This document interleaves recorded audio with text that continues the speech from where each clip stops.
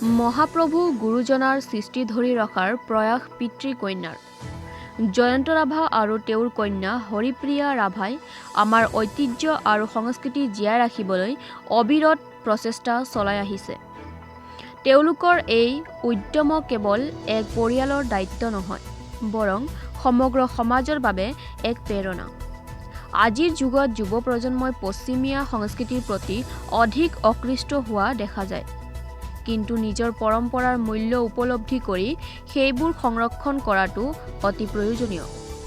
এই ক্ষেত্ৰত জয়ন্ত ৰাভা আৰু হৰিপ্ৰিয়া ৰাভাৰ দৰে মানুহৰ প্ৰচেষ্টা বিশেষভাৱে প্ৰশংসনীয়। তেওঁলোকে সকলোকে নিজৰ সংস্কৃতিৰ প্ৰতি সজাগ হ'বলৈ আৰু পৰম্পৰা জীয়াই ৰাখিবলৈ আহ্বান জনাইছে। News desk report.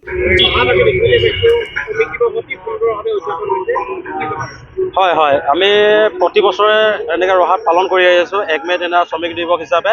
আৰু আজিও আমি ৰহা আঞ্চলিক শ্ৰমিক উন্নয়ন সমিতি তথা ৰহা আঞ্চলিক ট্ৰাক চালক উন্নয়ন সমিতিৰ যৌথভাৱত আমি আজি পুৱা ভাগৰ পৰাই ৰহা এই অঞ্চলটোত সমগ্ৰ বিশ্বৰ লগত অংক কৰি আমিও আজি শ্ৰমিক দিৱস হিচাপে আজি 1 মে' দিনটো পালন কৰিব বিচাৰিছোঁ আৰু উদযাপন কৰিছোঁ আমি। আৰু লগতে আমি আজি পুৱা ভাগৰ পৰাই এই অনুষ্ঠানটোত ওতঃপ্ৰোতভাৱে সকলোৱে জড়িত হৈ আমি শ্ৰমিকসকলে একত্ৰিত হৈ আজি শ্ৰমিক দিৱসটো সুচাৰুৰূপে পালন কৰিছোঁ।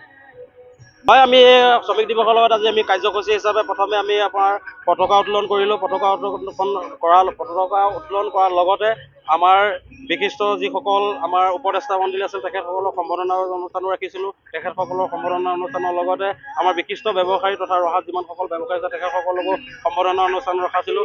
আৰু তাৰ লগতে আমি আমাৰ মৰমৰ তথা হিয়া আমতো জুবিন দাক আমি শ্ৰদ্ধাঞ্জলি জ্ঞাপন কৰিছোঁ সকলো শ্ৰমিকে মিলি। তেখেত যাতে অমৰ হওক আৰু তেখেতে শান্তিত থাকক, ইয়াকে কামনা কৰি আজি পুৱা ভাগৰ পৰা সকলোখিনি অনুষ্ঠান সুকলমে আমি চলাই নিয়াত যথেষ্টখিনি আমাৰ সকলো শ্ৰমিকে আহি একত্ৰিত হৈ আজি এই অনুষ্ঠানটো সুমণ্ডিতভাৱে পালন কৰিছে আৰু সকলোৱে এনেকৈ পালন কৰিব ভৱিষ্যতলৈ। ইয়াৰ ৰাখি আমি আজি অনুষ্ঠানটো এনেকৈ পালন কৰিছোঁ বুলি আশা ৰাখিছোঁ।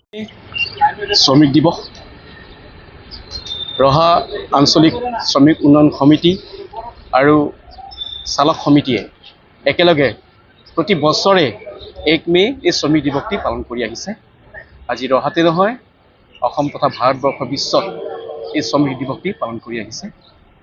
বিশেষকৈ আমি ৰহা আঞ্চলিক শ্ৰমিক সন্থাই আমি এটি সিদ্ধান্তত আজি উপনীত হৈছোঁ।